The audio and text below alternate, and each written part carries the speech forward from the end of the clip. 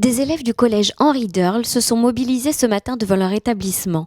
Ces collégiens testerains entendaient protester contre le réchauffement climatique et la dégradation de l'état de la planète Terre. Une belle expression de citoyenneté en ce vendredi 15 mars où des élèves du monde entier sèchent les cours pour qu'une lutte efficace soit engagée contre le réchauffement climatique dans le cadre du mouvement lancé par la jeune Suédoise Greta Thunberg.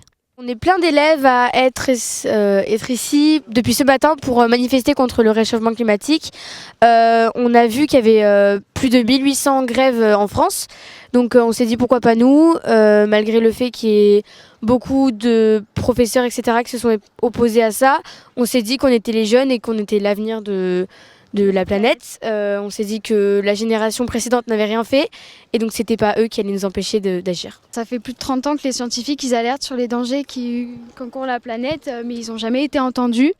Donc aujourd'hui on est ici pour manifester, pour alerter les élèves, les collèges sur la gravité de la situation.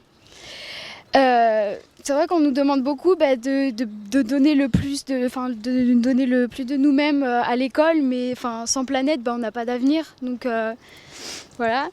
Et je voulais dire aussi que les adultes, quand les catastrophes elles arriveront, ils seront morts. Et donc du coup, c'est nous et les générations suivantes qui vont devoir prendre la relève. Moi, je suis là pour protester contre cette pollution marine, sachant qu'on a vraiment des régions magnifiques, des coraux magnifiques, et en fait, on n'en prend pas assez soin, jusqu'à perdre des animaux, des espèces. Donc, je trouve ça dommage.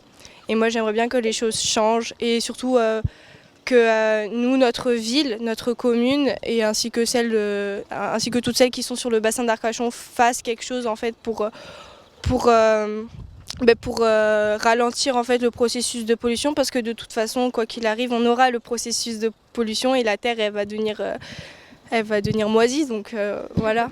Donc moi je voudrais juste dire que les professeurs ou les adultes en général nous disent de ramasser les déchets dans la cour, mais moi je pense que c'est pas suffisant, il ne faut pas s'arrêter à ça, parce que toutes les usines qui se déversent dans la mer, nous on ne peut pas faire grand chose. Contrairement à ce qu'on pourrait penser et à ce qu'on nous a un peu fait comprendre, on n'est pas juste des perroquets qui répétons ce qu'on a entendu à la télé, on est vraiment ici parce qu'on a envie d'avoir un avenir et qu'on se battra pour que la planète continue à être en bonne santé.